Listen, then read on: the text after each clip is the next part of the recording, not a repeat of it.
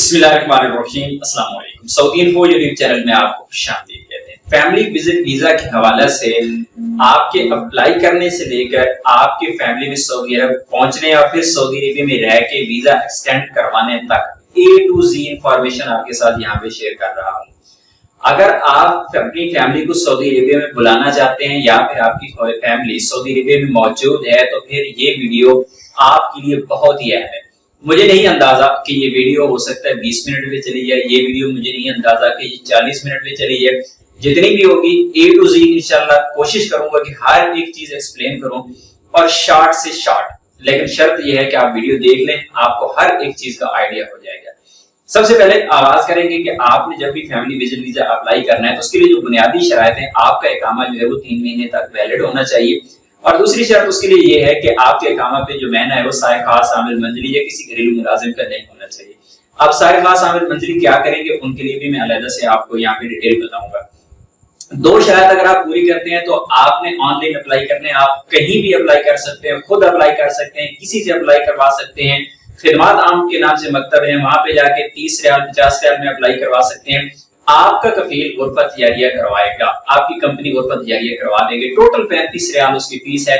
35 रियाल में आपकी जो अप्रूवल है वो इंशाल्लाह हो जाएगी। गुरफत जारिया होने के बाद सम टाइम आपका वीजा उसी दिन अप्रूव हो जाता है और सम टाइम 8-10 दिन आपको वेट भी करना पड़ सकता है। पर ये डिपेंड करता है सिचुएशन पे, उस वक्त क्या सूरत हाल चल रही होगी। और चलते हैं साए खास आमिल मंजिली की तरफ। साए खास आमिल मंजिली का तरीका मुख्तलिफ होता है, क्योंकि साए खास आमिल मंजिली के जो कफील होता है उनका गुरफत जारिया नहीं होता।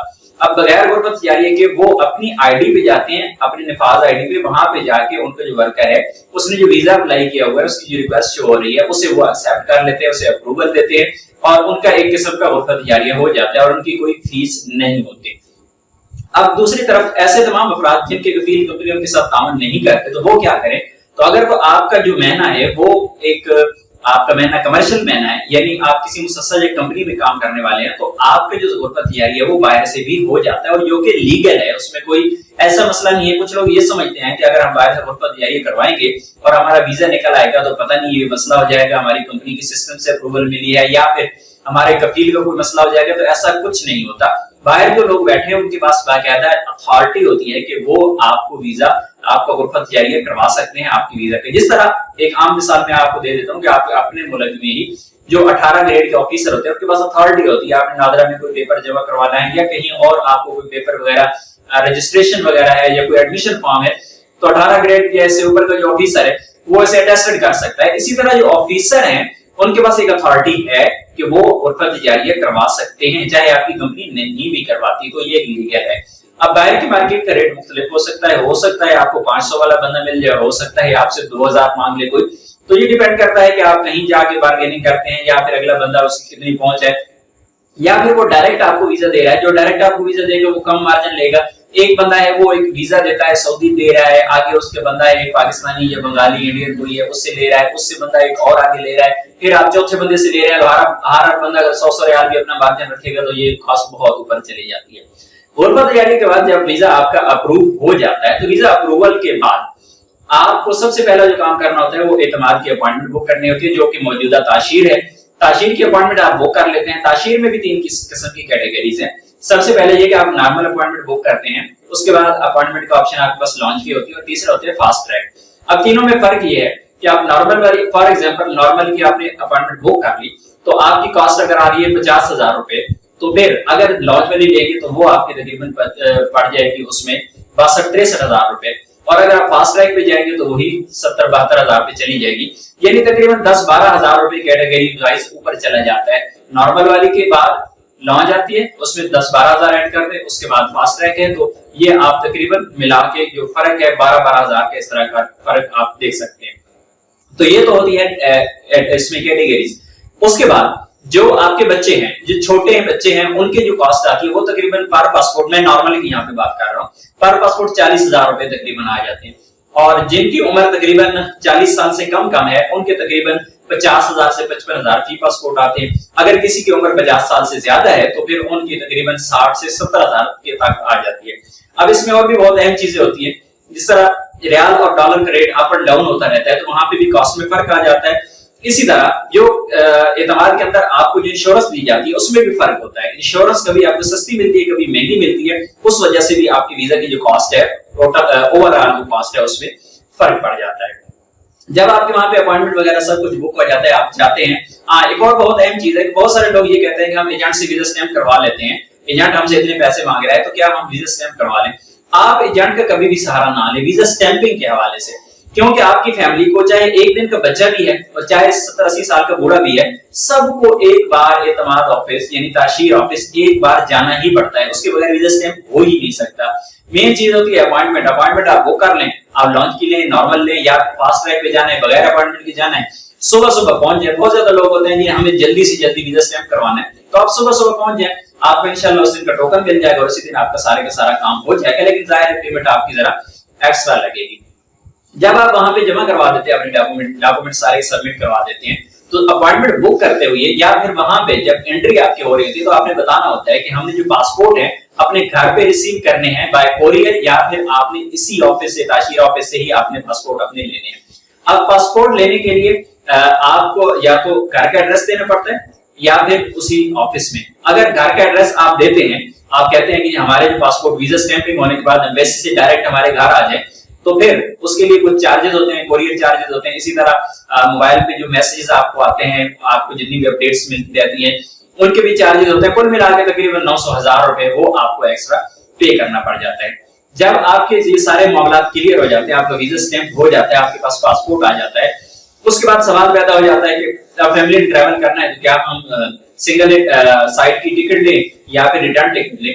तो जितने भी विजिट वीजा होल्डर हैं, तमाम लोगों के लिए बेहतर यही होता है कि उनके पास रिटर्न टिकट होनी चाहिए। लेकिन मल्टीपल जो वीजा वाले हैं उनके पास उनको इतनी सख्ती नहीं की जाती, लेकिन बेहतर यही होता है कि आपके पास मल्टीपल की आपके पास रिटर्न टिकट होनी चाहिए, वरना एयरपोर्ट पे आपको परेशानी का सामना करना पड़ सकता है।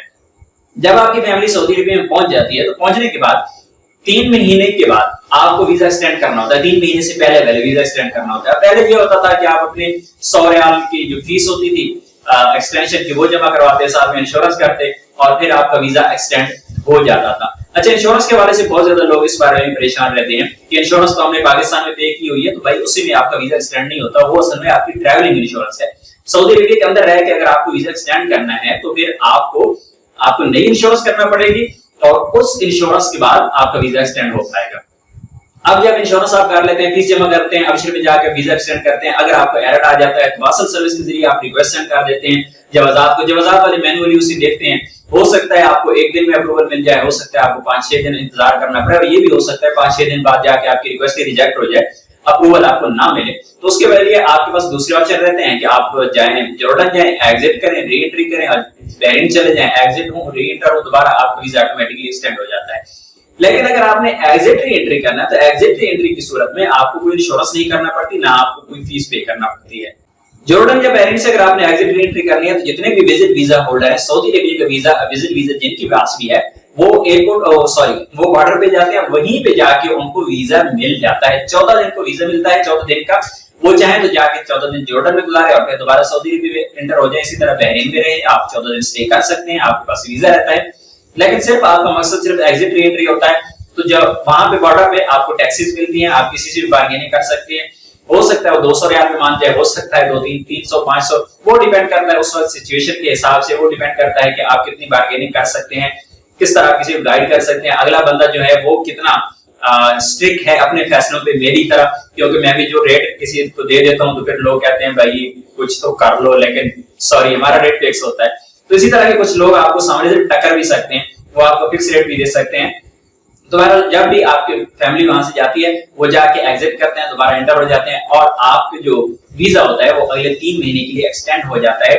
जब भी आपने एग्जिट री एंट्री करना है तो एग्जिट री एंट्री के लिए आपको ना इंश्योरेंस पे करनी है, ना आपको किसी किस्म की फीस पे करनी है।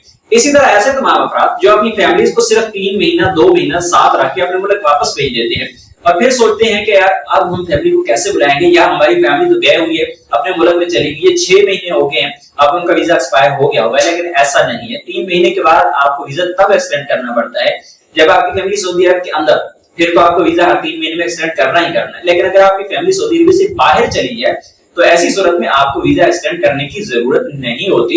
आपकी फैमिली 3 महीने 2 महीने सऊदी अरेबिया में रही, अपने मुल्क चले गए, 6 महीने बाद, 8 महीने बाद, 9 महीने बाद जब भी दिल करे आपकी फैमिली दोबारा सऊदी अरेबिया में एंटर हो सकती है। ना वीजा एक्सटेंड करना है, ना इंश्योरेंस पे करनी है, ना किसी किस्म की कोई भी फीस पे करनी है। बस शर्त यह है कि पासपोर्ट के ऊपर जो स्टिकर लगा हुआ है वो स्टिकर वैलिड होना चाहिए, स्टिकर के ऊपर जो तारीख लिखी हुई है वो तारीख वैलिड होनी चाहिए। यहाँ पर एक और बहुत ही अहम चीज है कि अगर उस स्टिकर के ऊपर तारीख 1 महीना बाकी शो हो रही है, आपको 20 दिन बाकी शो हो रही है, जबकि आपकी फैमिली सऊदी अरेबिया में एंटर होगी तो आपको अगले 3 महीने की फ्री एक्सटेंशन मिल जाती है।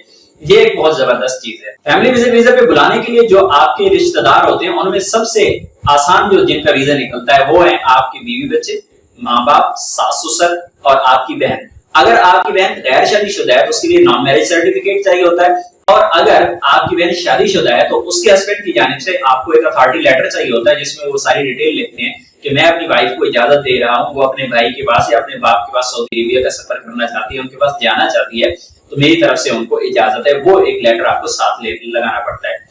इसी तरह आपके जो बीवी बच्चे हैं उनके लिए सबसे अहम जो डॉक्यूमेंट होता है वो होता है निकाह फॉर्म और पे फॉर्म। अगर आपके माँ बाप हैं साथ में, अगर आपके सास ससुर हैं तो उनके लिए आपको एफआरसी निकालना पड़ता है। इसी तरह आपकी सिस्टर है तो उनके लिए आपको एफआरसी निकालना पड़ता है। यानी 3 किस्म के जो डॉक्यूमेंट हैं वो मुफस्सिल अटैच्ड होते हैं। बीवी बच्चों के लिए निकाह फॉर्म और बे फॉर्म, एफआरसी की जरूरत नहीं है, लेकिन माँ बाप, सास ससुर के लिए या बहन के लिए आपको एफआरसी निकालना पड़ता है और वो आपको मुफस्सिल अटैच्ड करवाना पड़ता है। मैंने कोशिश की है कि विजिट वीजा के हवाले से जितनी भी इंफॉर्मेशन थी या जितने भी अहम पॉइंट्स थे जो कि आपके ज़हन में थे वो क्लियर हो गए होंगे, लेकिन फिर भी अगर आपको कोई सवाल बाकी रहता है आप कमेंट में लिखिए, इंशाल्लाह कोशिश करूंगा कि आपको उसका रिप्लाई कर सकूं। मिलते हैं नेक्स्ट वीडियो में, तब तक के लिए इजाजत दीजिए। अल्लाह हाफिज।